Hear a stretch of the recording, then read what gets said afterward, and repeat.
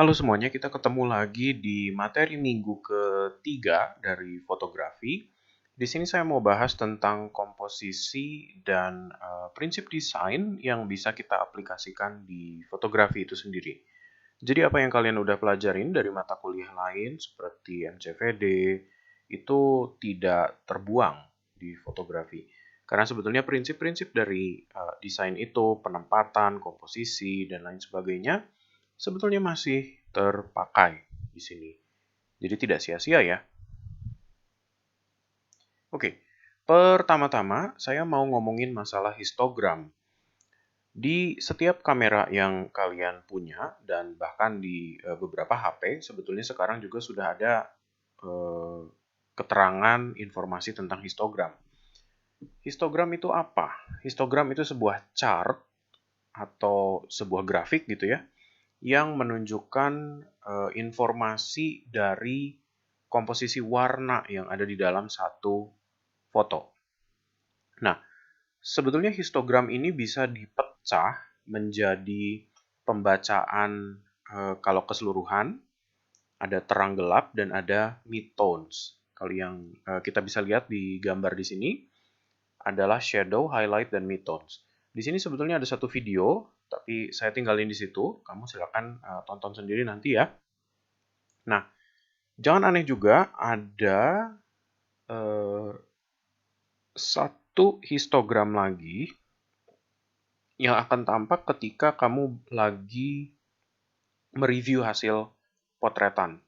Jadi kamu udah selesai motret, terus kamu pencet tombol play, biasanya kamu ngelihat si gambar itu, terus pencet tombol display atau lihat keterangan lebih lanjut, biasanya nanti akan keluar histogram secara RGB, red, green, dan blue. Nah, kalau seandainya sampai pada RGB, berarti histogram yang ditunjukkan adalah tingkat keterangan dari warna tersebut. Karena eh, gambar itu kan terdiri dari bisa red, bisa green, dan blue, maka tingkat rednya pada mode pembacaan warna merah, kalau seandainya merahnya tidak terlalu gelap, berarti chart dia di sisi shadow yang paling kiri, maka dia akan lebih turun sifatnya gitu. Kalau seandainya dia merahnya lebih terang, maka highlightnya lebih tinggi. Kalau seandainya merah yang uh, warna yang ada di tengah-tengah itu ya, bukan masalah terang gelapnya, merahnya lebih menyala, maka dia midtones-nya akan lebih tinggi grafiknya. Nah, kenapa ditunjukin histogram ini? Karena begini, kadang-kadang kalau kita lagi motret di tengah, kita lagi outing, kita lagi outdoor, atau lagi project, atau lagi ngerjain apapun, kamu melakukan pemotretan. Di kamera, kalau kita lihat secara preview, kita lihat lagi gitu ya, hasil potret kita, biasanya akan kelihatan baik-baik aja gambar itu. Sampai kamu cek atau konfirmasi atau double check menggunakan histogram. Kita lihat ke contoh gambar yang ada di kanan bawah. Kalau kamu ngambil gambarnya terlalu gelap, misalkan di gambar foto kamera Nikon itu, beberapa daerah dari si kamera itu tentunya bakal hitam pekat. Ya apalagi, kameranya aja bodinya warnanya udah hitam. Ketika kamu lihat dia underexpose, histogramnya berarti dia akan minggir mojok ke sebelah kiri, kebanyakan. Itu bukan sesuatu hal yang bagus sebetulnya. Jadi ketika kamu motret terlalu gelap, yang terjadi adalah detail-detail tertentu akan hilang. Nah, di sini saya masih ngomongin secara umum ya. Walaupun nanti ada pengaruhnya, kamu mau motret menggunakan file mentah atau file RAW namanya, RAW, atau kamu motret menggunakan JPEG aja. Kalau kamu pakai JPEG, histogramnya mentok ke kiri dan banyak sekali hitamnya, detail itu tidak bisa kamu selamatin lagi. Dalam keadaan RAW sekalipun, file mentah itu nanti, kalau kamu terlalu mentok kiri atau kanan, sama juga, detail akan hilang dan akan susah untuk diselamatin. Jadi di situ, saya mulai mendidik kalian untuk kalau motret, sebetulnya Kalau masih belajar di minggu 1 sampai 3 atau 4, oke lah kamu menggunakan JPEG. Tapi ketika nanti sudah masuk ke minggu ke-5, 6, dan 7, kalau kamu mau mengerjakan project atau untuk ujian, untuk UTS, pakai aja file RAW. Yang penting kamu harus tahu cara mengedit, gitu ya. Pengecualian untuk kalian yang misalnya tidak punya laptop yang cukup kuat, atau kamu tidak punya kamera DSLR atau mirrorless, maka ya otomatis kamu nggak bisa motret pakai RAW kan. Nah, ketika itu terjadi, maka kamu nggak bisa ngedit sebetulnya kan. Ya sudah, kalau seandainya kejadiannya seperti itu, maka uh, usahakan kamu mengambil dengan setting yang sudah benar dari awal gitu. Jadi challenge kamu yang nggak punya kamera adalah seperti itu jadinya. Oke, kembali lagi ke masalah histogram. Jadi intinya adalah kamu tidak mau mengambil foto yang terlalu kiri mentok atau terlalu kanan mentok, gitu ya. Karena itu akan membuat dia kehilangan data. Data warna, data detail, tekstur, gambar, atau apapun itu. Hilang ketika kamu salah settingan motretnya. Kita pakai contoh. So, misalnya kamu lihat gambar seperti ini, maka kita bisa lihat ya, ini antara terang dan gelap. Gelapnya tidak terlalu gelap, terangnya juga tidak terlalu terang. Ada sedikit warna, palingan di tengah-tengah situ antara hijau sedikit, coklat, abu-abu, dan lain sebagainya. Jadi kalau seandainya kita berasumsi, histogramnya akan seperti apa? Histogramnya ya kira-kira sebelah kanannya tidak akan terlalu tinggi karena dia tidak terlalu terang. Sebelah kirinya juga mungkin tidak akan terlalu tinggi karena nggak ada gelap yang pekat sekali. Tapi di tengahnya mungkin mid-tones-nya akan kira-kira ada di tengah-tengah juga gitu. Jadi secara keseluruhan mungkin gambar ini akan sedikit lebih condong ke arah kiri kayaknya kalau menurut saya. Dan mid-tones-nya bakal kira-kira di tengah. Karena gelapnya kira-kira gitulah. Tidak terlalu gelap, tapi juga nggak ada warna yang terlalu mencolok gitu ya. Jadi mid-tones-nya biasanya akan biasa-biasa aja. Oke, itu tadi semua tentang histogram. Jadi gunakan histogram untuk ngecek detail yang hilang atau tidak. Di kamera zaman sekarang biasanya kalau kamu preview, ada daerah yang kehilangan detail, dia akan berkedip biasanya. Setahu saya seperti itu. Tapi biasanya merek-merek kamera akan berbeda-beda satu sama lain, jadi mungkin ada yang tidak begitu. Tapi setahu saya seperti kamera Sony yang saya pakai, mau dari zaman DSLT sampai ke mirrorless, A7 Mark II saya dan A77 saya, dua-duanya berkedip kalau detailnya hilang. Jadi gitu. Tolong gunakan histogram untuk ngedouble check hasil dari foto kamu. Kira-kira sekarang sih seperti itu gunanya. Tapi sebetulnya histogram jauh lebih banyak dari itu fungsinya. Oke. Berikutnya kita mau ngomongin tentang komposisi. Sebetulnya kalau untuk ngomongin komposisi tentunya semua orang pada umumnya kalau seandainya mengambil gambar, mereka akan secara insting akan menempatkan subjek utama ada di tengah. Iya kan? Kamu motret adik kamu motret orang tua kamu, atau apapun. Orang berdua, bertiga, berempat, semuanya pasti akan ada di center dari gambar itu. Berarti di tengah-tengah gitu ya. Kalau satu orang, maka dia di tengah. Dua orang, maka kira-kira dibagi dua secara simetris lahan gambarnya itu. Sehingga tercipta dua bidang simetris gitu ya. Kira-kira kan seperti gitu. Nah, di sini saya mau coba perkenalkan ke kalian yang namanya hukum-hukum komposisinya. Jadi ada rule of thirds misalnya yang pertama di sini. Rule of thirds itu sebetulnya garis seperti ini aja sih. Nah, kalian coba otak-atik di kamera kalian sendiri, biasanya bisa dihidupkan rule of thirds ini. Jadi kamu cari ke setting atau dari tombol display atau apapun, biasanya dia bisa mengaktifkan itu. Kalau kamu kesulitan, coba di Google aja ya, karena masing-masing kalian pasti punya kamera dengan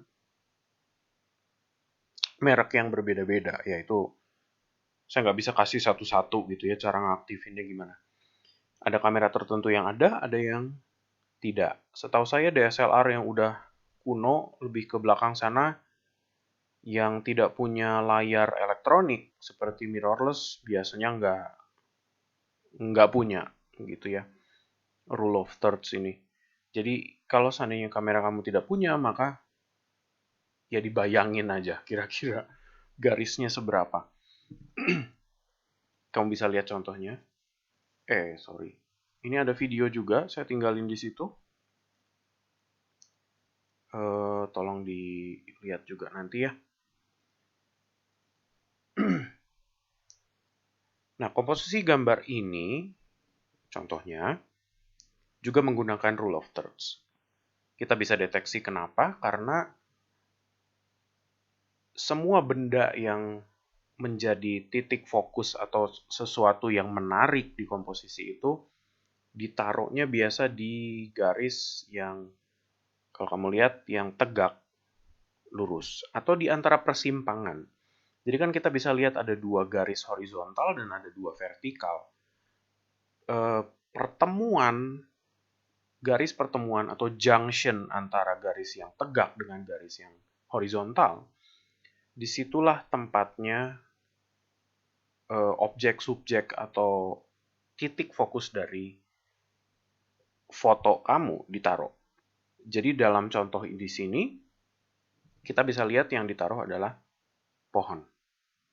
Ya, di situ jelas. Pohon ini menjadi menarik secara komposisi karena dari semua pengulangan bunga kembang yang warna biru putih itu, yang saya lupa namanya apa, baby blue apa gitulah gitu ada namanya. Di tengah semua pengulangan itu tiba-tiba ada satu hal yang pohon gitu. Semuanya kembang, tapi kok itu satu cuman dia sendirian yang pohon gitu. Maka dia menonjol kan, dia menjadi menarik gitu. Nah itu tujuannya kenapa sesuatu yang menarik itu ditaruh di titik persimpangan itu gitu loh. Secara komposisi, secara balance, tentunya dia nggak balance karena dia tidak menjadi simetris. Kalau kita bagi dua lahan ini dan kita coba lipat secara simetris, ya nggak simetris, gitu kan?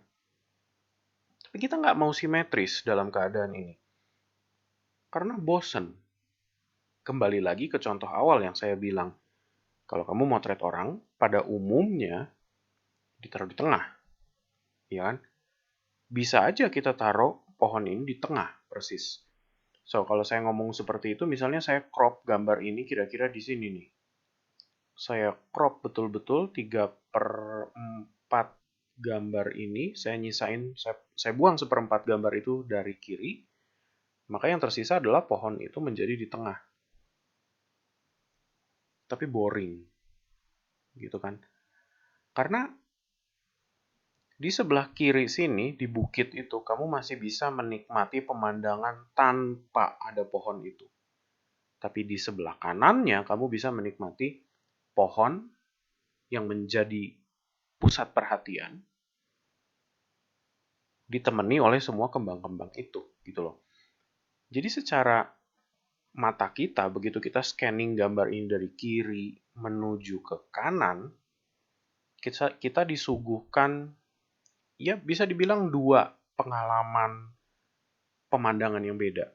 Sebelah kiri betul-betul halus, semuanya kembang itu, dan tiba-tiba kita ketemu pohon di sebelah kanannya, beserta si kembangnya itu. Nah, itu sebabnya. Di sini juga ada video lagi yang saya tinggalin. Jadi silakan dicek nanti gimana cara orang-orang, bahkan di dunia film, bahkan di periklanan, bahkan di Hollywood sekalipun, mereka menggunakan rule of thirds. Semuanya gitu ya. beserta contoh-contohnya. Jadi memang kamu harus lihat contoh dulu supaya paham kira-kira ditaruh di mana gitu. Dan untuk gambar yang bergerak terutama, dan fotografi juga kadang-kadang kita nggak bisa matok menjadi kaku sekali bahwa semua subjek atau objek yang kita mau foto atau videoin itu harus betul-betul ada di garis persimpangan antara horizontal dan vertikal itu. So, misalnya dalam contoh ini kan si anak laki-laki yang baju biru, dia akan lebih besar gitu areanya karena dia ada di foreground dan dia deket sama orang yang foto. Tapi si anak perempuan yang ada di belakang sana yang baju ungu, dia akan lebih jauh dan tentunya akan lebih tidak persis ada di aksis garis vertikal gitu. Tapi it's okay, itu tidak terlalu menjadi masalah gitu ya, karena kita tetap masih bisa memperlakukan itu sebagai kira-kira ada di rule of thirds. Berarti garis tegak yang ada di sebelah kiri. Seperti itu. Jadi tidak harus selalu keras ada di garis itu. Nah, rule of thirds sendiri saya perlu ingetin biasanya kalau kamu motret orang, garis horizontal yang paling atas, yang dari kiri ke kanan, itu sering dipakai untuk menaruh mata manusia. Jadi kalau seandainya kamu motret orang mau agak close up atau dari kelihatan jidat dan kepalanya itu, biasanya matanya ada di garis yang horizontal yang atas. Seperti itu. Dan ingat ketika kamu motret orang, ini penting banget fokus ke matanya. Karena mata adalah jendela jiwa, kata dia. Motret orang, ketika matanya nggak kamu fokusin dengan betul, nggak akan bagus. Gitu. Kecuali tujuan dari foto itu memang untuk kebutuhan lain yang memang tidak membuat eye contact atau tujuan lain, maka oke lah, di situ mungkin ada alasan tertentu dan bisa kita perdebatkan gitu ya. Tapi pada umumnya kalau kamu motret orang, apalagi dia membuat eye contact ke kamu sebagai fotografer, maka pasti kunci ke matanya. Oke, di sini juga contoh rule of thirds lagi. Kalau kamu bisa lihat, ada sebuah pergerakan dari orang yang bawa kain, dan dia seolah-olah lagi berlari ke arah kanan kita, gitu ya. Nah, maka dia ditaruh juga persis di situ. Kadang-kadang dalam proses pemotretan sendiri, kita belum tentu bisa motret persis seperti ini. Kadang-kadang kita harus melakukan cropping lagi setelah nanti kita post-processing. Dan nggak apa-apa, ketika kamu lagi post-processing, kamu mau crop, maka croplah dia persis pada rule of thirds. Selain rule of thirds juga ada yang namanya golden ratio. Golden ratio sendiri biasanya perhitungannya sedikit lebih berbeda dari rule of thirds. Dia akan menggunakan spiral Fibonacci, dan spiral Fibonacci itu biasanya bisa mulai dari patokannya ya biasanya ya, dari pojok kiri atas, kiri bawah, kanan atas atau kanan bawah. Nah, coba kita lihat golden ratio dalam dipergunakannya dalam praktisnya. Kalau golden ratio yang kamu perhitungkan adalah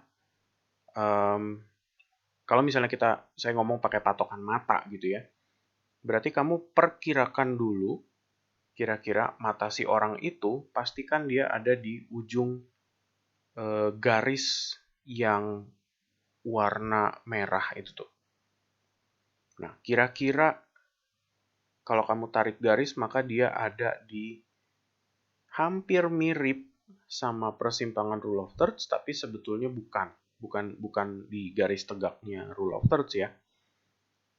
maka dia harus mengikuti kira-kira seperti ini. Di gambar yang kamu bisa lihat.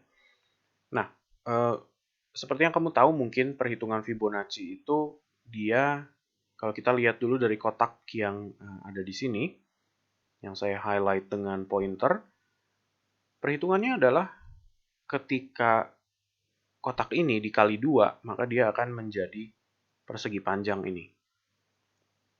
Gitu. Terus nanti dikali 2 lagi, maka dia akan membentuk seperti itu. Terus nanti dikali 2 lagi dia akan jadi gitu, dan seterusnya. Jadi dia akan membentuk spiral kali 2 kali 2 kali 2 kali 2 kali 2 gitu. Dia akan membesar terus. Nah, Fibonacci itu banyak diambil dari bentuk-bentuk alam. Jadi memang kalau kamu pernah lihat gimana galaksi kita tersusun, misalnya itu kan ada pusaran gitu ya. Terus pernah lihat bentuk-bentuk keong, rumah siput laut itu yang dibelah dua, itu pasti akan kelihatan ya.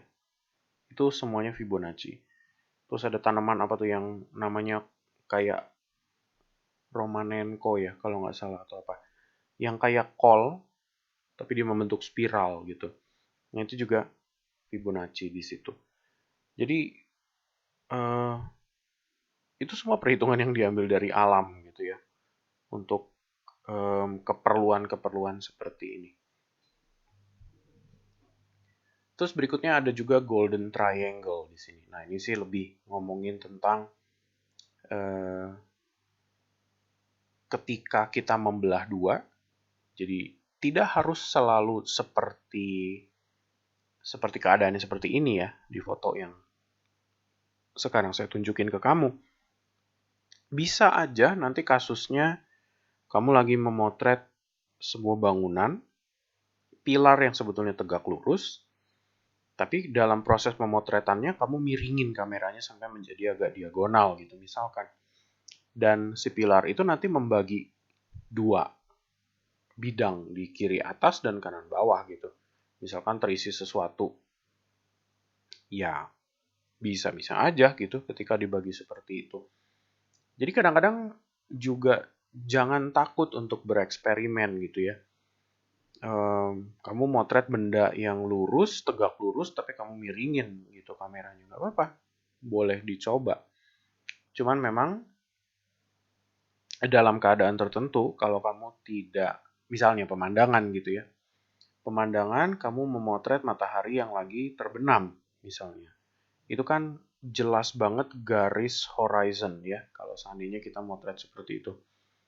Kadang-kadang efeknya, terutama kalau kayak lagi motret air, kalau garis horizonnya kamu miringin, kadang-kadang ada jadi efek disorientasi ke orang yang melihat hasil foto itu.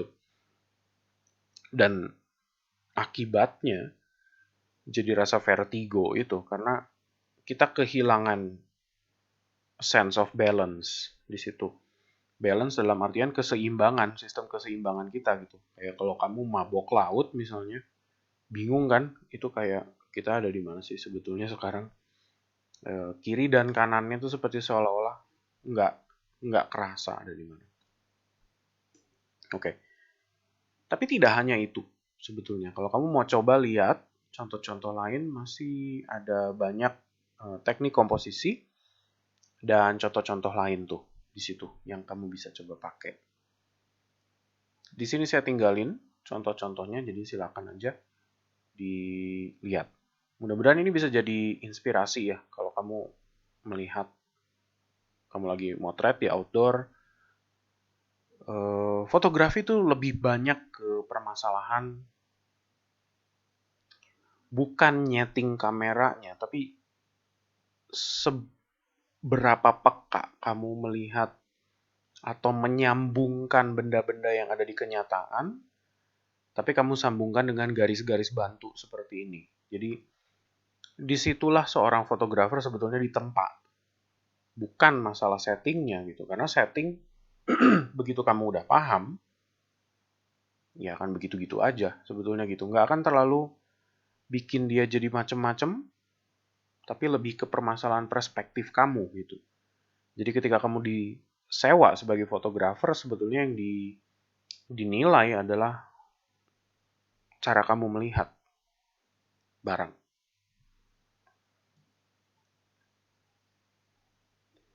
Selain dari komposisi tadi, ini ada beberapa hal yang tentunya penting juga di fotografi. Salah satunya adalah leading lines namanya.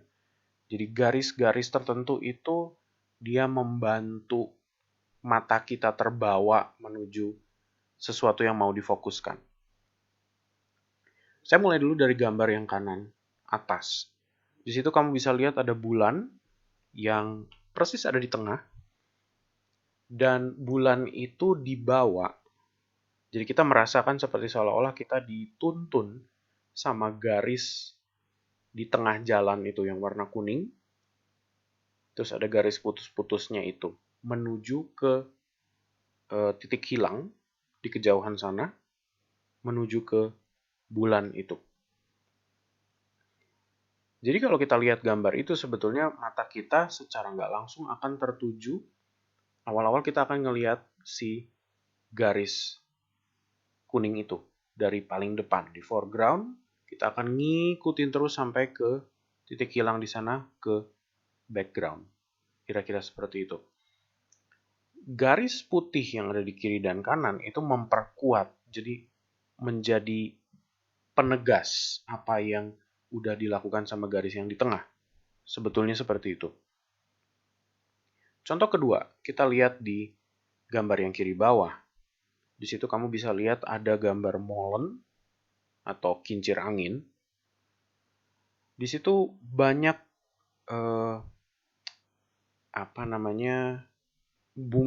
bunga-bunga apa gitu ya, bunga tulip atau bunga apa itu.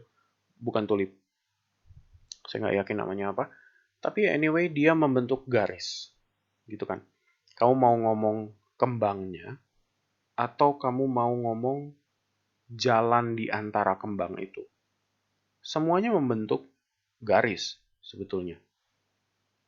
Nah, ini juga konsep yang sama yang terjadi di leading lines. Jadi garis-garis ini sama-sama membantu kamu untuk menuju ke satu objek tertentu yang paling menarik perhatian. Nah, contoh-contoh leading lines itu paling gampang, ya tentunya kalau nggak jalan, kamu boleh coba kalau kalian yang rumahnya punya tangga. Tangga itu kan biasa ada pegangan tangga tuh.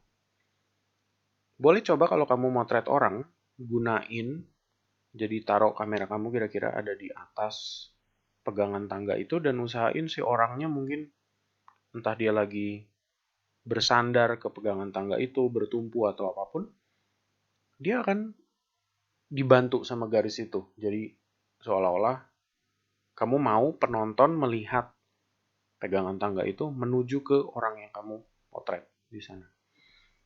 Apapun itu. Jadi boleh coba cari garis-garis lain yang menunjukkan sesuatu gitu. Nah, itu udah cara kamu menggunakan leading lines.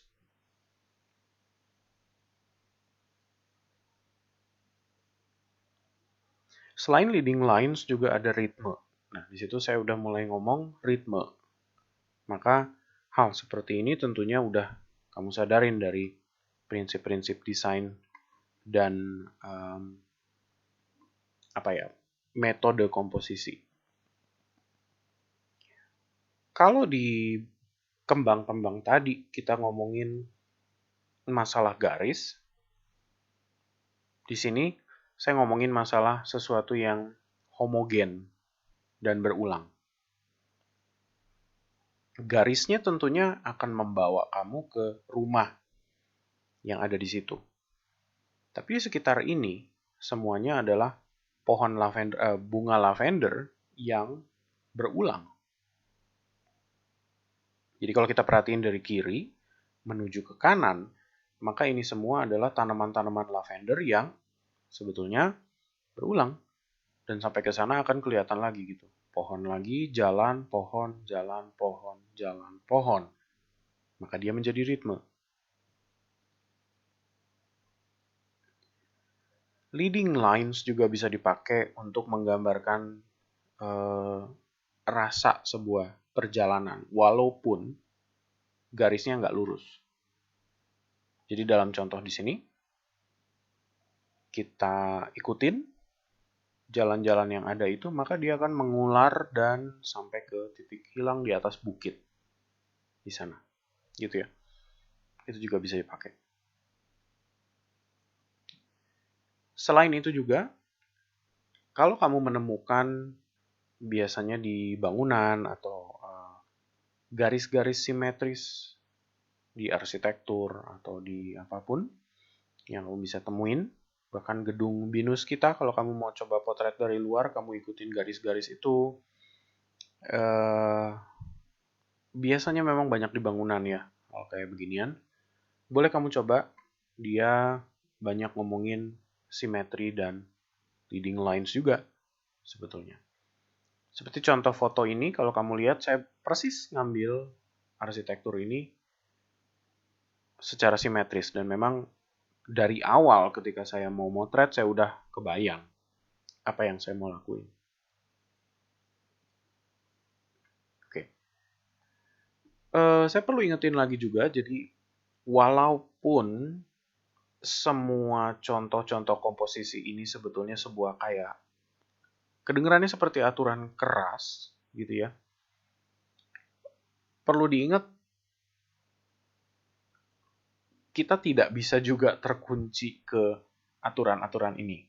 Karena boleh dicoba gitu ya. Saya pernah melakukan ini ke diri saya sendiri gitu. Jadi saya motret dengan rule of thirds terus-terusan. Yang terjadi adalah fotografi saya ningkat dari awal-awal saya belajar dulu. Tapi lama-lama kamu bosan juga. Bosan, pasti bosan. Karena bukan apa? Kebaca terus gitu loh. Ini rule of thirds, ini rule of thirds. Terus foto kamu akan seperti itu. Berujung kamu akan stagnan ketika itu terjadi. Ya. Jadi dalam dunia kreatif, terutama desain dan fotografi, kadang-kadang argumennya adalah ya aturan itu memang kadang-kadang dibuat untuk dilanggar. Jadi jangan takut untuk mencoba gitu ya. Motret dengan komposisi lain. Dengan bantuan garis yang lain.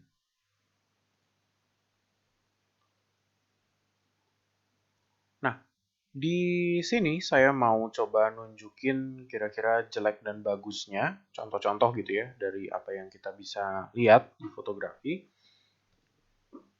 Ada center composition tentunya. Ini yang contoh yang saya udah bilangin, motret orang selalu taruh di tengah gitu ya. Ada satu hal yang nggak enak gitu. Jadi kalau kita bandingin nih, gambar sebelah kiri sama kanan. Yang sebelah kiri, kamu motret orangnya dalam keadaan kamu berdiri, sedangkan dia duduk. Yang terjadi di sini efeknya adalah kamu sebagai orang yang melihat, gitu, kamu menempatkan diri lebih tinggi daripada subjek yang kamu foto. Nah, kalau kasusnya udah seperti ini kan, walaupun kita sadar ya, oh itu yang motret fotografernya bukan saya. Tapi kalau kita melihat gambar, terkadang kita melupakan si fotografernya. Kita melupakan bahwa ada orang yang motret tuh di situ, gitu kan? Kita cenderung memposisikan kita yang melihat si perempuan itu, gitu loh. Jadi kalau kita berasumsi demikian, biasanya si perempuan itu akan kelihatan lebih rendah dari kita. Lebih sifatnya submisif gitu jadinya. Dia kayak kamu ngelihat anak kecil. Anak kecil kan lebih pendek dari kamu. Jadi kamu ngelihat dia dari atas, menundukkan kepala, dan kamu ngelihat dia ke bawah. Seperti itu. Dan hal yang kedua dari foto ini adalah banyak hal yang jadi distracting banget. Karena walaupun saya ngerti titik utama, pusat perhatian dari foto ini adalah si figur perempuan itu. Tapi di samping-samping itu ada kembang yang kepotong setengah, ada pot di sana yang ya agak aneh, terus ada kotak Tupperware di situ, ada lilin yang juga kepotong, terus ada oven di belakang sana dan lain sebagainya. Sebetulnya menjadi apa ya, kayak semacam distraksi juga gitu kan. Jadi kalau misalnya mau motret orang seperti ini mungkin lebih baik di close up gitu ya daripada kita include barang-barang yang nggak terlalu mau kita omongin dari situ. Kalau kita bandingin sama komposisi yang ada di sebelah kanan, akan sedikit lebih interesting untuk dilihat. Walaupun masih banyak distraksinya. Tapi distraksinya di sini disusun sedemikian rupa sampai terlihat si subjek itu ada di kejauhan. Karena mata kita bakal terarah dulu ke lilin yang paling besar di sebelah kanan. Berangsur-angsur kita bakal tertarik ke itu apa ya, poci atau semacam ini nih, tepat gula itu yang lebih jauh daripada si lilin itu. Terus tertuju lagi, kita titik fokusnya berpindah ke mug yang dia lagi pegang, baru ke orangnya sendiri. Seperti itu. Jadi di situ kita bisa lihat lebih ada semacam aturan gitu, dimana si komposisi dari benda-benda yang membawa kita untuk melihat itu diposisikan betul-betul semakin jauh, semakin jauh, semakin jauh gitu ya. Memang cara penempatannya tidak teratur banget. Memang lebih enak kalau seandainya menggunakan prinsip leading lines tadi itu ya. Jadi kalau misalnya dibikin satu garis menuju ke titik hilang dan titik hilangnya itu menuju ke si orang tersebut, maka oke. Kayaknya lebih bisa dipahamin gitu. Di sini kan agak sedikit random ya. Oke. Tapi dengan rule of thirds bukan berarti jadi nggak boleh gitu ya. Sebetulnya boleh-boleh aja untuk menaruh subjeknya ada di tengah dengan catatan sekitar-kitarnya tidak menjadi distraksi. Nah, kadang-kadang pertanyaannya di sini, gimana cara bedain mana yang distracting, yang mana yang enggak? Gitu. Jawabannya sebetulnya simple. Kamu boleh coba lihat, itu seperti sebuah pattern yang random apa tidak? Kalau kita pakai contoh gambar ini, semua batu-batu dan tanaman-tanaman yang ada di sekitaran dua orang ini, mereka sifatnya random. Ya kan? Kamu tidak sekeras apapun pikiran kamu mencoba untuk menggrupkan mereka menjadi sebuah pattern atau menjadi sebuah mengenali gitu ya, maksudnya mengenali pengulangannya itu, tetap nggak bisa. Nah, ketika pikiran kita tidak mampu menggrupkan dia menjadi sebuah pengulangan atau sebuah ritme, maka dia random. Gitu. Maka semua gunung-gunung, background, batu-batu yang warna coklat itu tidak menjadi distraksi karena dia random. Yang menjadi pusat perhatian di sini adalah mungkin satu batu besar yang tempat pijakan dari si dua figur ini dan langit. Sebetulnya itu. Ya mungkin ada garis horizon di situ dan batas-batas dari gunung-gunung bukit-bukit batu itulah. Tapi udah. Gitu ya. Jadi itu salah satu alasan kenapa dia tidak distracting gitu barang-barang yang ada di sekitar kita. Terus masih berkenaan dengan komposisi, ingat juga kadang-kadang kalau kita motret gitu ya, ini salah satu sebab kenapa fotografer itu harus fleksibel. Jadi kita nggak bisa kita pegang kamera, dan kamu mencoba untuk motret orang dalam postur kamu berdiri tegak, terus-menerus. Itu juga nggak bagus. Kadang-kadang memang betul kamu butuh jongkok, kamu butuh eh, ngebongkok sedikit, merendahkan diri sedikit, butuh nyandar, bahkan dalam kasus ekstrim mungkin kamu butuh tiduran dan lain sebagainya, butuh tiarap gitu ya di bawah, di lantai. Terjadi gitu kadang-kadang barang-barang seperti itu terjadi. Nah, yang kelihatan di sini adalah kalau kamu betul-betul malas dan motret seperti itu, yang terjadi ya sama gitu, ngelihat dari posisi lebih tinggi, motret ke bawah, maka kamu terlihat dominan gitu, kamu menguasai subjeknya. Sedangkan kalau kamu kepengen memberikan efek yang lebih merasa deket, lebih friendly, lebih intim dengan apapun yang kamu lihat itu, atau siapapun yang kamu potret itu, maka coba rendahkan diri kamu atau level kamera kamu persis pada level mata mereka. Jadi contohnya kalau kamu motret hewan seperti ini, atau kamu motret anak kecil yang lebih pendek dari kamu, usahakan untuk jongkok atau masuk pada level mata mereka. Itu akan bikin kamu lebih dekat ke subjeknya.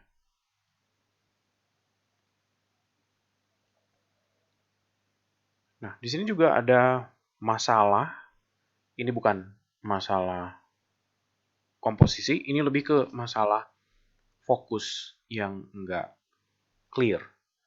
Nah, di sini saya udah bilangin dari kemarin-kemarin bahwa kita mencoba untuk latihan foto menggunakan manual fokus. Walaupun kamera kalian ada automatic autofokusnya, tetap aja kalau kita terlalu berharap pada autofokus, pasti ada saat di mana fokus itu tidak terkunci ke tempat yang kamu mau. Nah, waktu kasusnya udah seperti itu, ya memang mau nggak mau, kamu harus melakukan manual fokus. Nah, boleh dilihat perbedaan dari dua gambar ini kalau seandainya kamu mencoba foto sesuatu dengan kuncian fokus yang nggak tepat.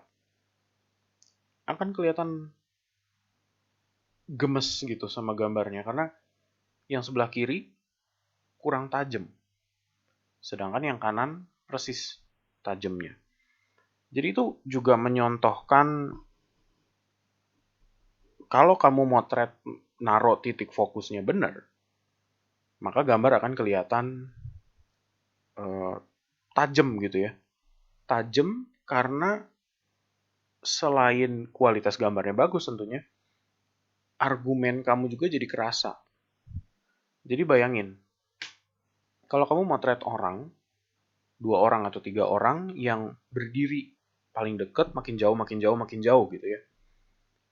Kamu fokusin ke orang yang ada di tengah-tengah dari antara 3 orang itu.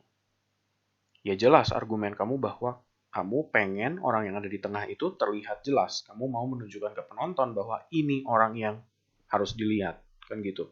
Itu argumen kamu. Kalau tiba-tiba salah, titik fokusnya salah taruh, kan penonton jadi bingung.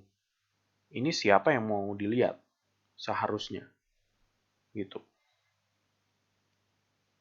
Selain dari argumen, ketajaman itu juga yang bikin sebuah gambar jadi betul-betul menarik atau enggak juga. Karena ya itu, titik fokus kan. Jadi seperti mobil ini misalnya, begitu kamu lihat gambar yang kanan bawah, semua detail batu, semua detail dari pintu belakang mobil itu, termasuk bannya, jadi betul-betul hidup, kelihatan lebih hidup gitu, karena betul-betul pada jarak fokus yang tepat. Nah, ini berkenaan juga dengan yang saya bilangin ke kalian masalah fokus peaking. Kalau di kamera yang mirrorless, Kalau bisa dihidupin. Karena kalau kamu pakai manual fokus dan kamu mencoba untuk mengunci fokus dengan benar, fokus picking itu akan membantu. Di sini saya ngomongin masalah kesalahan komposisi, masalah rasa gerak. Jadi kalau kita coba bandingin antara dua gambar nih, gambar yang kiri sama yang kanan, gambar yang kiri itu menjadi lebih nggak enak dilihat karena kalau kita bayangin, si perempuan itu sebentar lagi akan nabrak tembok yang ada di kiri. Jadi kalau kita coba bandingin sama gambar yang sebelah kanan, sebetulnya akan menjadi lebih enak dilihat karena di pikiran kita bisa berimajinasi, kita bisa berfantasi bahwa oh dia masih akan jalan ke kiri situ. Dia masih punya jarak. Jadi pikiran kita akan merasa tenang bahwa oh dia nggak akan nabrak gitu. Belum akan nabrak. Tapi jarak di belakang dia, di punggung dia, juga tidak terlalu dekat sama frame pinggir. Jadi itu yang bikin foto ini masih punya ruang untuk nafas dalam tanda petik. Jadi si perempuan itu tidak dimasukkan ke dalam satu kayak box atau akuarium yang betul-betul kecil, maka masih ada ruang napas, ya kan? Maka kita masih bisa berimajinasi dia akan bergerak. Nah, di situ itu yang disebut fotonya menjadi tidak klaustrofobik. Jadi kalau kamu pernah tahu fobia yang namanya klaustrofobia, itu kan orang yang ketakutan ketika dia ditaruh di dalam ruangan yang sesak gitu. Orang yang klaustrofobia itu kalau kamu taruh di ruangan seperti itu, maka dia akan sesak napas, dia akan ketakutan, dia akan merasa seperti dindingnya mau menjepit dia. Gitu. Nah, di dalam framing fotografi itu pun bisa terjadi. Jadi hindari framing foto itu betul-betul terlalu dekat sama subjek kamu. Close up sendiri pun punya aturan seberapa dekat dan seberapa jauh. Jadi kita mencoba mencegah itu. Nah, boleh coba lihat contoh di gambar ini. Ini salah satu contoh yang bikin gemes dalam urusan klaustrofobia tadi. Di pojok kiri atas sana ada ibu-ibu yang pundaknya sudah dipapas sama frame batasan ini. Kelihatan ini terlalu dekat. Terus orang yang kita jadikan titik fokus, bapak-bapak yang ada di kanan bawah, juga masih terlalu dekat sama framing sebelah kanannya itu. Jadi batas frame-nya terlalu dekat. Terlalu klaustrofobik juga jadinya, dan itu nggak bagus. Oke, karena sesi kita mungkin online, jadi kalau seandainya itu terjadi, minta tolong di sesi lab kita nanti, kamu coba sendiri untuk motret di mode manual, dan coba juga untuk menggunakan fokus manual. Jadi, rasain dulu gimana motret dengan keadaan semuanya manual, atur sendiri, atur shutter speed-nya, aperture-nya, ISO-nya, kamu akan lebih paham. Jadi kira-kira kalau motret dalam keadaan seperti ini, real time, semuanya manual, pasti akan gugup dan gelagapan banget, apalagi kalau belum pernah. Karena memang banyak yang dipikir. Kalau tips saya, pertama kali, kamu deteksi dulu keadaan cahaya yang ada di sekitar kamu. Jadi misalnya, kamu berlatih sekarang hanya di sekitaran rumah kamu, di pekarangan, halaman, atau apapun, coba lihat. Kalau misalnya mataharinya cukup terang, maka kira-kira taruh ISO 200-an mentok udah cukup. Kalau mulai agak berawan, mulai agak mendung, boleh dicoba kira-kira di sekitar 300 sampai 500-an. Kalau kamu motretnya indoor, Maka kira-kira 500 sampai 800-an boleh dicoba di situ. Lagi-lagi tergantung kondisi pencahayaan. Maka saya nggak bisa bilang harus ditaruh di ISO berapa. Nah, ketika kamu udah eliminasi ISO-nya, dari situ baru kamu mulai berpikir untuk menggunakan shutter speed berapa. Hal pertama yang kamu perlu pikirin adalah deteksi dulu.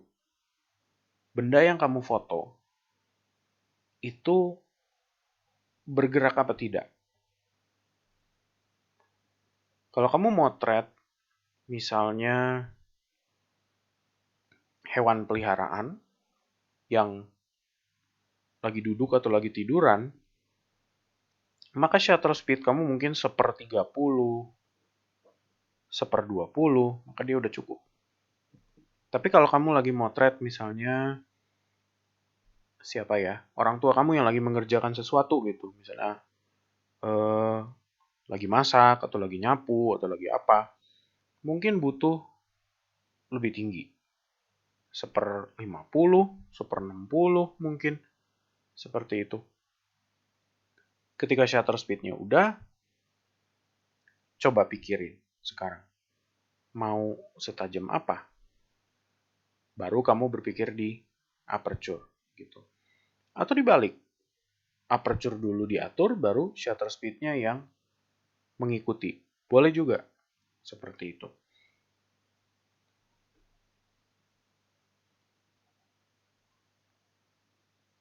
Nah, di situ ada tips. Kira-kira kalau kamu motret orang, kalau kamu motretnya hanya sebagian-bagian mukanya aja, itu dia punya efek-efek sendiri.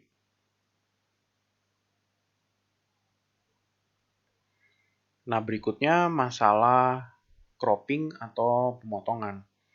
Jadi kalau kamu motret orang, pastikan kalau misalnya mau full body, ambil semuanya satu badan penuh. Jadi jangan mencoba untuk motong di area-area yang ada garis merahnya itu. Jadi maksudnya gini, kalau kamu coba potret orang dari bagian kepala, mau di close up, kamu potong sampai kira-kira di bawah dagunya sedikit. Jadi hijau ketemu garis hijau, maka dia masih oke. Hijau ini sampai ke sini, maka oke. Yang jangan adalah nih, garis merah antara dua kepala itu. Jadi seperti gini ya, betul-betul di kiri kanan pipinya dan dekat sekali. Nah, itu efek klaustrofobia tadi. Terlalu dekat. Terus berikutnya ada motong orang kira-kira dari kepala sampai di sini, di tangannya, tapi pas di atas lipatan tangannya sedikit. Atau pas di lipatan tangannya. Itu juga akan terlihat seperti tangannya diamputasi. Jadi itu nggak bagus. Begitu juga dengan pergelangan tangan langsung dipotong di situ. Gitu, itu juga nggak bagus. Kalau tangan juga jangan coba dipotong ketika udah kelihatan tulang apa sih, tulang knuckle nih di sini nih yang apa di belakang punggung tangan kita, kepalan tinju ini. Kalau kamu potong di situ, maka jarinya akan kelihatan seperti di amputasi.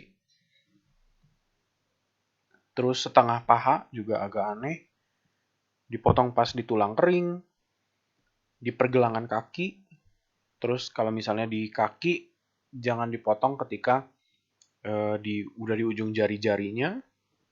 Atau kira-kira kalau ini kebetulan contohnya perempuan ya, dan dia pakai heels, high heels gitu. Jadi punggung kakinya sedikit terlihat diagonal. Itu jangan mencoba dipotong ketika dia sudah kelihatan setengah seperti gini. Itu nggak akan bagus. Nah, di sini contoh-contohnya kira-kira kalau kamu mau cropping, dan itu cropping yang jelek di sini. Itu bikin orang gemes, betul-betul gemes ketika dipotongnya nggak benar. Oke, di situ ada link yang saya tinggalin, jadi boleh coba dilihat lagi nanti. Oke, masalah assignment ini seharusnya kita masih melakukan hal yang sama. Jadi fast shutter, slow shutter, dove panjang, dan dove pendek. Itu akan kita lakuin di sebagai assignment pertama ya. Jadi nanti kemungkinan akan dikumpulkan secara digital aja. Untuk assignment kali ini nggak boleh diedit, jadi nanti kita bakal kamu mungkin ambil foto dengan JPEG aja dulu kalau sekarang. Jangan menggunakan file mentah, raw, karena akan kesulitan. Karena saya belum bahas Lightroom, maka ya JPEG aja dulu deh kalau buat sekarang. Dan saya perlu ingetin, slow shutternya bukan night photo. Dan saya nggak mau slow shutternya tuh yang kamu aktifin slow shutter terus kameranya kamu kocok-kocok. Terus jadi kabur semua gitu. Itu nggak bagus. Saya nggak mau itu terjadi. Yang saya harus jelasin secara spesifik adalah kalau fast shutter, shutter cepat, yang saya mau adalah semua dari gambar itu satu frame, satu foto, tajam semua. Tidak ada yang kabur. Dan titik fokus harus benar. Jadi fast shutter itu otomatis tidak boleh ada yang kabur. Kalau kamu motret sampai ada yang kabur, artinya shutter speed kamu kurang tinggi. Gitu ya. Untuk slow shutter, seperti tadi, saya nggak mau dikocok-kocok. Pastiin di slow shutter ini ada yang tajam. Jadi saya tidak mau semuanya kabur. Saya kepengen, misalnya, kamu motret air mancurnya aja yang kabur. Karena ada pergerakan di situ. Tapi saya tidak mau semua pemandangan di sekitar air mancur itu kabur. Justru malah seharusnya pemandangan sekitar air mancurnya itu tajam. Hanya air mancurnya aja yang kabur. Seperti itu. Terus dove panjang. Dove panjang itu permasalahan aperture harus settingan tinggi. Untuk kamera sekitar APS-C, maka dia harus ada di sekitar f7, 8, 9 ke atas. Sampai 11 sampai 12. Perhatikan juga, dove panjang di sini maksudnya harus tajam semuanya juga. Jadi kamu harus perhitungkan betul-betul shutter speed-nya juga harus cukup.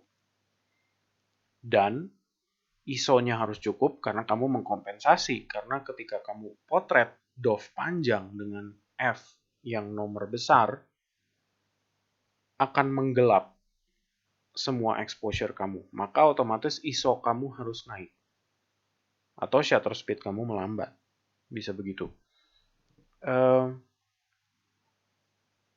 Maka dove panjang, requirement-nya untuk diterima adalah kamu harus bisa bikin semuanya tajam tanpa ada yang defokus atau blur di luar fokus itu.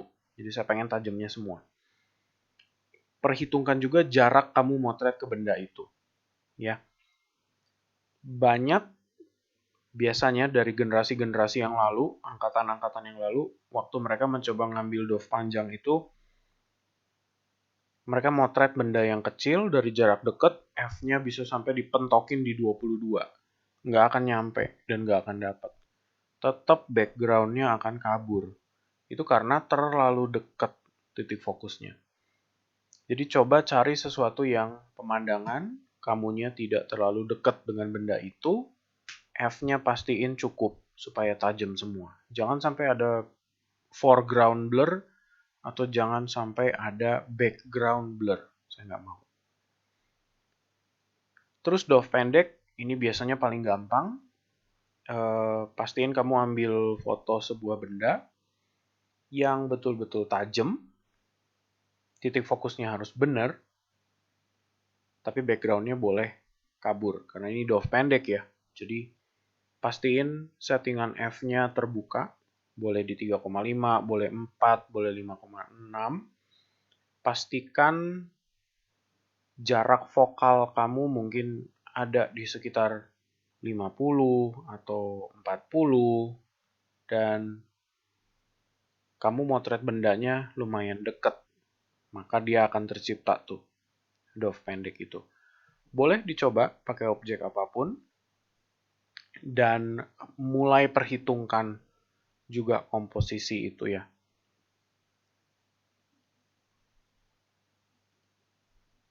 Oke, saya akan lanjut langsung ke materi selanjutnya di minggu ketiga karena kita punya seharusnya kita dua sesi di sini. Jadi ada checklist pertama, tolong kamu harus tahu juga gimana caranya merubah dari autofocus yang single dengan autofocus yang continuous.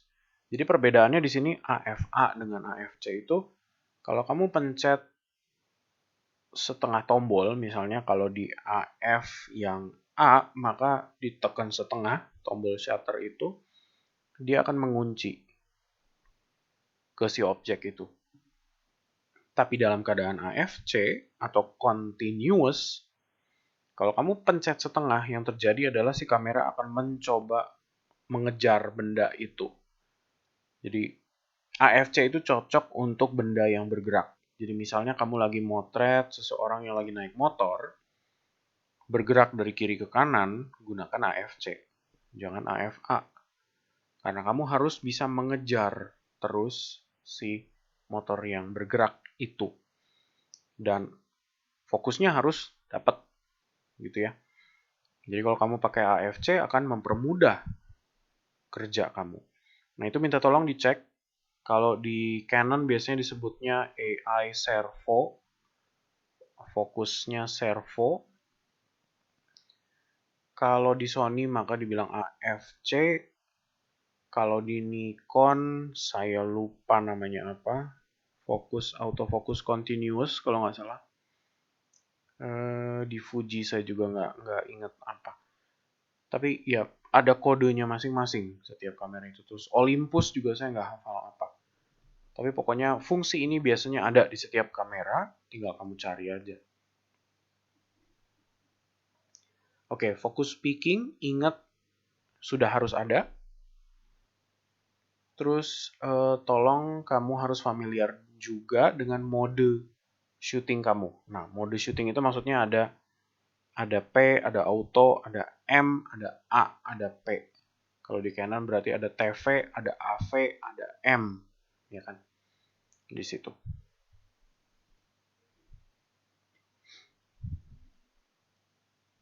Oke. Nah, itu semua soal assignment pertama. Jadi tips-tips yang kamu udah dapat selama ini tolong diingat dan dipraktekkan. Berikutnya saya mau ngomongin tentang efek lensa. Di sini nggak akan terlalu lama karena banyak contoh. Lensa tentunya saya udah bahas sebelumnya, ada lensa wide angle, ada lensa mid range, dan ada telephoto, ya kan? Lensa yang aneh-aneh itu seperti tilt shift dan lain sebagainya sih saya nggak akan bahas karena ya saya nggak merekomendasikan kalian untuk beli tilt shift sampai betul-betul kamu paham cara kerja banyak hal di lensa dan kamera. Pertama-tama mungkin saya mau bahas sedikit tentang wide angle. Kamu boleh coba ya. Kalau kamu motret dengan wide angle, muka teman kamu dari jarak yang dekat sekali. Apa yang terjadi? Ya sebetulnya mukanya akan kelihatan bulat, akan kelihatan gendut gitu ya. Jadi kalau kalian yang udah punya pacar, tolong jangan motret pacarnya, apalagi kalau cewek dari jarak dekat. Nggak akan bagus. Terus, ya, yang kedua boleh dicoba juga kamu motret teman kamu, suruh dia julurin tangannya ke arah lensa kamera kamu dan coba kamu potret. Di situ akan kelihatan tangan dia kan kelihatan jadi panjang banget gitu. Nah, itu karena wide angle. Perlu diingat ya, wide angle itu kira-kira ada di 20 mm, 16 mm. 16 sampai ke 24-an lah kira-kira. Di sekitar segitu.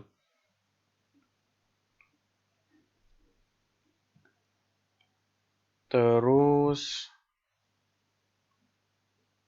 ya, berikutnya ada diambil foto menggunakan milimeter di mid range. Jadi kira-kira ada di 40 atau 50-an. Kalau bisa lebih jauh lagi, misalnya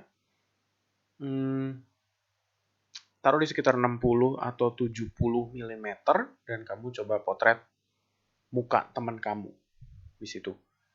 Bandingkan dengan foto muka teman kamu yang pakai wide angle tadi. Lihat bentuknya seperti apa bedanya. Di ukuran vokal mid range sekitar 40 sampai 70 mm, muka teman kamu tidak akan terlihat terlalu bulat lagi. Jadi lebih kelihatan normal bahkan. Seperti muka pada umumnya. Gitu. Nah, perbedaannya jadi begini ya. Memang kalau kita lihat dari jarak yang wide angle sampai menuju ke telefoto sana. Sudut gambar menjadi makin kecil. Itu yang sebabnya kenapa benda menjadi terlihat lebih padat ketika kamu pakai jarak vokal yang makin jauh. Jadi saya ngomongin masalah 70 mil, 80, 90, 100 ke atas sampai 200 sampai seterusnya. Maka dia akan menjadi sangat-sangat padat.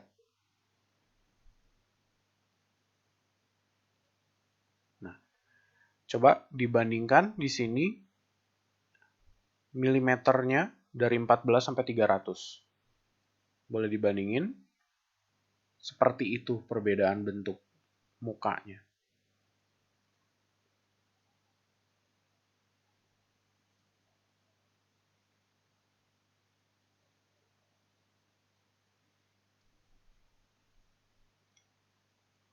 Oke, nah untuk sekarang yang saya yakin kalian kebanyakan punyanya zoom lens ya. Lensa yang bisa di zoom, apalagi kit lens bawaan kamera, pakai aja. Untuk belajar, zoom lens itu udah paling bener.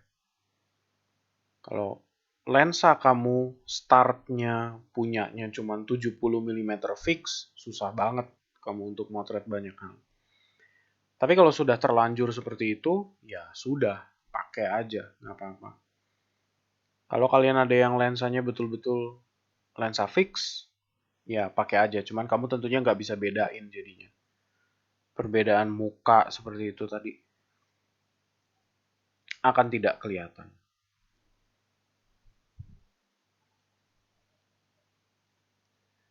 Nah, contoh yang saya tunjukin di sini, ini yang dibilang dove pendek. Jadi ada bagian yang tajam, ada bagian yang tidak. Jadi kalau saya motret keadaan seperti ini, biasanya aperture-nya bukaan besar.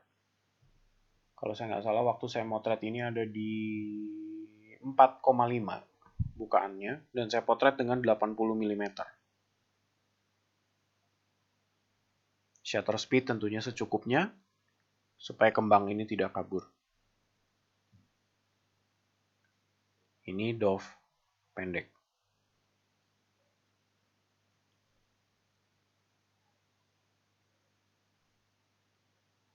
Di sini kalau kamu bisa lihat, ada beberapa orang yang agak kabur di belakang sana.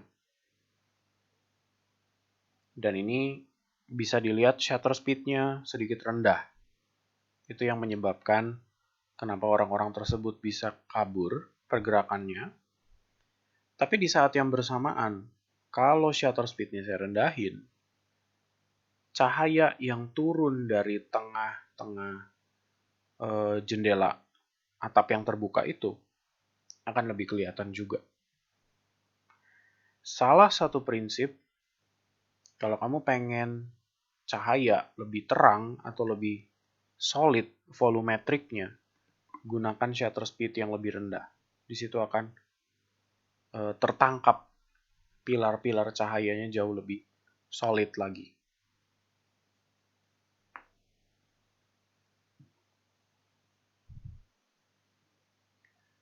Oke, kalau untuk lensa prime, saya udah pernah jelasin di sebelumnya, keuntungannya adalah biasa lebih tajam, bokehnya lebih bagus, tapi dia menjadi lebih susah kalau kamu harus motret, karena kamu harus betul-betul bergerak mendekati si orang itu, dan biasanya kalau kamu gerak dekat ke dia, orang itu akan sadar ada kamera di dekatnya, dan biasanya akan berubah tingkah lakunya.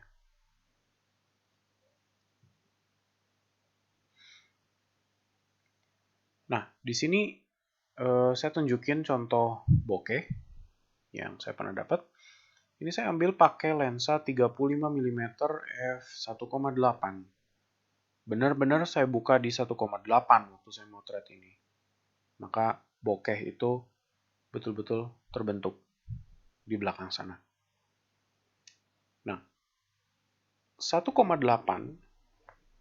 walaupun tetap saya taruh F-nya ada di situ. Tapi kalau saya motret benda yang ada di kejauhan sana, dia nggak lagi jadi kabur. Karena jarak fokusnya jauh dari saya. Maka gambar itu tetap menjadi tajam. Jadi di situ bedanya ya. Kalau kamu mau bikin bokeh, pastikan jarak ke benda dekat. Kalau tidak, maka biasanya nggak terjadi.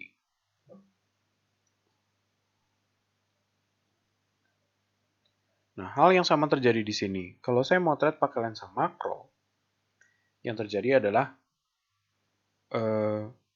benda yang kecil, ini sebetulnya serangga kecil banget, dan kembang ini juga kembang marigold, ukurannya nggak terlalu besar.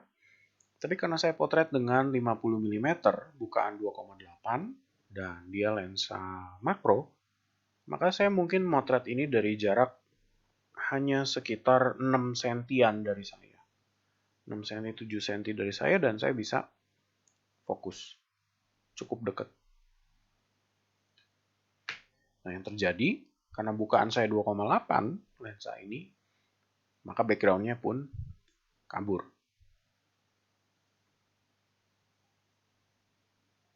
Ini juga sama.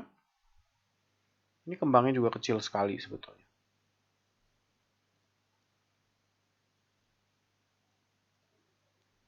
Nah, buat kalian yang punya lensa telefoto, kalau seandainya mau dicoba, boleh-boleh aja. Keuntungannya punya telefoto adalah kamu tidak perlu deket-deket ke subjek kamu, tentunya. Cuman biasanya lebih susah dipakai karena lensa telefoto, kalau dia lensa telefoto yang tidak terlalu kuat, bukaannya cenderung gelap. Dia cuma ada di sekitar 4,5, 5,6, biasanya seperti itu. Bahkan di ujung-ujung telefotonya udah sampai di misalnya 300 mm, 200 mm, cenderung menjadi gelap. Biasanya dia akan dipaksa jadi 5,6 atau 6, sekian. Bahkan lensa tertentu yang mahal banget gitu, itu ada yang bisa buka sampai di misalnya di f4 atau f3,5 gitu.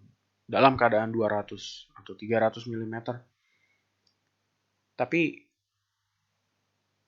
susah dikontrolnya gitu tetap. Dengan 200 mm f3,5, ketajaman itu menjadi sangat tipis. Jadi kalau kamu potret begitu salah fokusnya, kabur juga gitu loh. Terus lensa telefoto biasanya juga lebih berat. Karena ukuran yang lebih besar dan panjang, biasanya dia menarik perhatian. Ya, ketika orang udah mau dipotret dengan lensa seperti itu, maka biasanya tingkah lakunya berubah lagi, seperti yang saya bilang. Tapi, lensa telefoto itu biasanya bentuk-bentuk benda akan lebih padat, seperti yang saya pernah jelasin. Jadi contohnya seperti ini. Ini sorry, memang lensa saya yang 70-300 itu tidak terlalu bagus kualitasnya. Jadi kalau kamu lihat, di sekitar tengah-tengah gambar ini lumayan tajam. Ke kanan sana sedikit udah mulai agak kabur. Gitu ya. Itu bukan salah ininya. Memang lensanya kurang bagus sebetulnya. Cuman gambar menjadi lebih padat aja. Nah, seperti di sini, ini salah satu challenge dan lumayan susah. Saya pakai 70-300, waktu saya ke, ini di mana ya? Di Roma. Waktu saya ke Roma, saya coba motret salah satu detail di atas, di gerejanya. Dan bagian-bagian tertentu di pojok-pojok kiri bawah, kanan bawah, kalau kamu lihat agak sedikit kabur. Itu karena saya paksain aperture-nya ada di sekitar 4,5 atau 5,6, saya lupa. Dan shutter speed saya rendah gitu. Jadi saya nggak bisa, F-nya tidak bisa saya bikin lebih gede. Jadi saya nggak berani naruh di 7, atau 8, atau 9 bahkan, karena terlalu gelap. Kalau saya engkol ISO-nya lebih tinggi lagi, noise-nya akan keluar. Jadi ini salah satu tantangan memang kalau motret sampai keadaannya udah seperti itu. Saya nggak punya pilihan lain, maka ujungnya saya memilih F yang kecil, bukan besar maksudnya. F bukan besar, tapi ada di sekitar berapa 200-an milimeter gitu. Waktu saya motret ini, maka ya inilah yang terjadi gitu. Detailnya tidak terlalu bagus, kabur di pinggir-pinggirnya, dan kontras gambarnya kurang. Tapi lensa telefoto juga menguntungkan kalau kamu lagi motret binatang misalnya. Binatang kan biasanya takut kalau kamu deketin terlalu dekat, ya kan?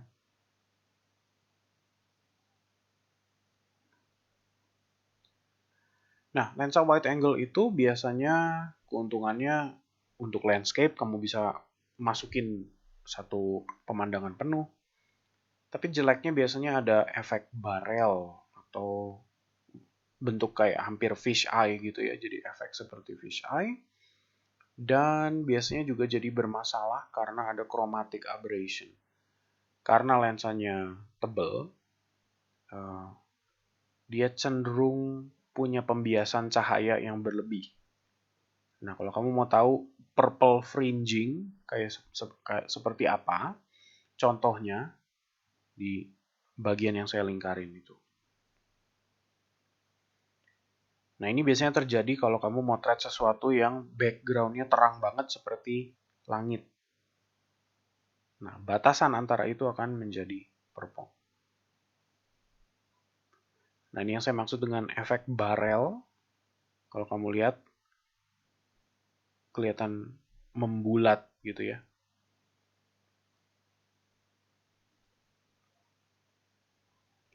Tapi tentunya,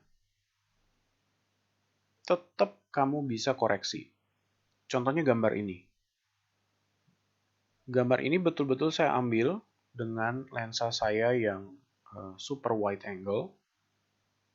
Ukurannya di 11-18, bukan 3,5. Dan di sini saya koreksi lagi menggunakan Lightroom. Saya tarik gambarnya sampai betul-betul jadi realistis dan barel efeknya saya hilangin. Jadi tetap bisa dibenerin seperti itu.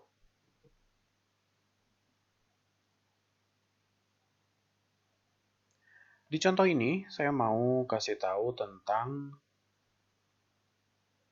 ini sebetulnya gambar yang saya tidak edit sama sekali. Jadi walaupun saya menggunakan lensa super wide 11-18, kalau kita bisa persis naruh sudut perspektif kita supaya tidak menunjukkan efek barel, sebetulnya nggak akan kelihatan juga. Jadi tetap masih bisa terlihat seperti ini. Ini hampir nggak kelihatan kan barelnya. Dan ini foto yang nggak diedit sama saya.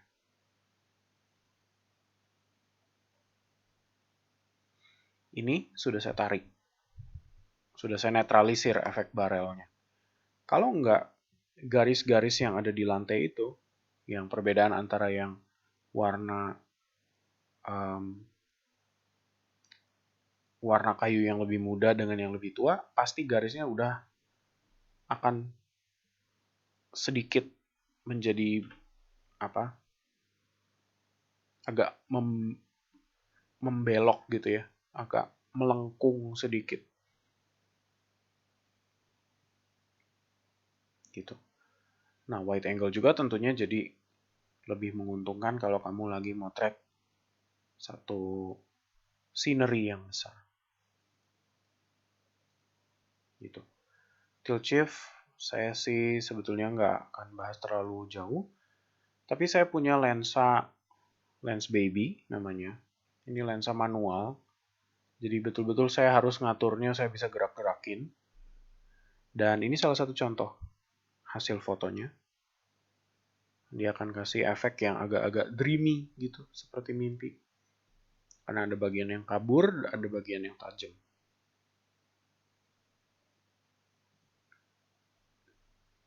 Nah, lens baby itu juga bisa dipakai untuk kalau ada cahaya, maka fraktalnya akan terlihat seperti itu. Ini bukan foto saya, by the way.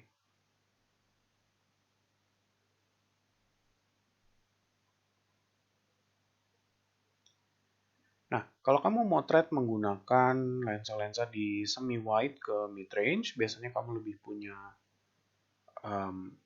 ruang untuk berkreasi gitu. Karena dia ada di batas-batas yang betul-betul antara wide menuju ke mid. Tapi belum betul-betul mid. Mungkin mid-range yang enak untuk dipakai untuk portrait gitu ya. Itu ada di vokal sekitar 50-an kira-kira. Jadi waktu saya ke Madame Tussauds seperti ini, kalau saya motret patung-patung lilin, sebetulnya sih lebih bagus kalau saya motret pakai 50 mm. Tapi lagi itu nggak dibawa, kalau nggak salah saya pakainya 35.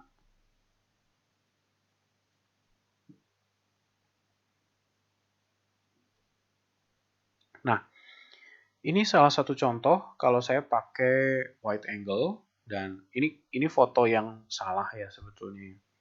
Jadi bukan contoh yang bagus, cuman saya nunjukin aja. Saya motret keponakan saya, kebetulan yang lagi duduk di bawah. Saya pakai lensa saya yang super wide angle, yang 11-18 itu, dan betul-betul motretnya karena dia kecil ya. Sebetulnya saya udah jongkok sini, cuman jadi gitu, tetap. Kamu bisa lihat kepalanya jadi lonjong. Nah, itu bukan sesuatu yang enak untuk dilihat sebetulnya. Jadi lucu sih memang gitu ya, tapi nggak bagus.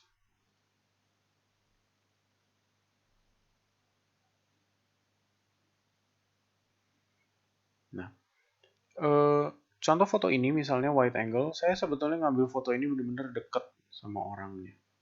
Jadi ya mungkin jaraknya cuman satu langkah nyampe ke mereka, dan itu udah masuk semua gara-gara lensa saya wide angle, jadi bisa muat. Cukup tajam masih, tapi nggak enak di kualitasnya sih memang. Jadi memang ada sedikit chromatic aberration di belakang sana kalau kita lihat tuh, dan ada bagian-bagian tertentu yang tidak terlalu tajam jadinya. Ya, itulah wide angle gitu kadang-kadang. Benda-benda yang tinggi akan terlihat jadi makin tinggi ketika kamu pakai wide angle. Kalau kamu motret anjing atau kucing, maka dia akan kelihatan gede banget hidungnya. Nah, ini contoh kalau kamu motret pakai lensa kira-kira mid sampai ke tele, maka kurang lebih orangnya akan bentuknya lebih padat.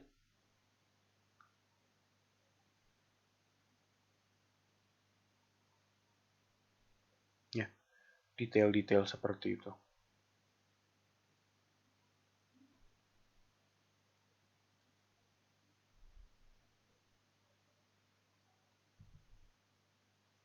Nah, kalau kamu punya lensa di mid range yang menuju ke telefoto, perlu diingat juga semakin jauh zoom vokal kamu. Misalnya, kamu bandingin mau motret di 50 mm dengan 200 atau 300 mm. Itu agak mirip kalian yang pernah main game seperti Counter Strike atau Call of Duty atau first person shooter yang lain. Kalau kamu lagi pegang sniper tuh, akan seperti itu. Jadi geraknya sedikit aja, tapi udah guncangannya luar biasa gitu. Dalam keadaan vokal yang sebegitu jauhnya. Jadi eh, biasanya memang butuh betul-betul kamu bersandar atau kamu betul-betul harus diem, tidak bergerak sama sekali. Contohnya waktu saya lagi motret burung ini, kira-kira saya motret dari jarak yang cukup jauh, kira-kira mungkin 5 langkah dari si burung itu atau lebih. Dan saya taruh di sekitar 150-an mm kalau saya nggak salah, dengan bukaan maksimum aperture. Jadi kamu bisa lihat backgroundnya juga kabur ya di belakang si burung itu. Nah, itu yang terjadi gara-gara F-nya bukaan besar. Nah, terus kadang-kadang pertanyaannya, aperture setting yang bagus itu yang seperti apa gitu. Kalau kamu bisa sampai ke setting seperti itu, yang bagus adalah gimana objek yang kamu mau fokuskan itu betul-betul tajam sendiri dan dia terpisah sama backgroundnya. Ya, tentunya ada pengecualian ya. Kalau memang backgroundnya agak jauh dari benda itu, maka dia akan terlihat terpisah seperti ini. Tapi kalau seandainya tidak, yaitu susah untuk terjadi. Tapi anyway, yang bikin sebuah foto betul-betul bagus adalah ketika dia terisolasi. Seperti itu.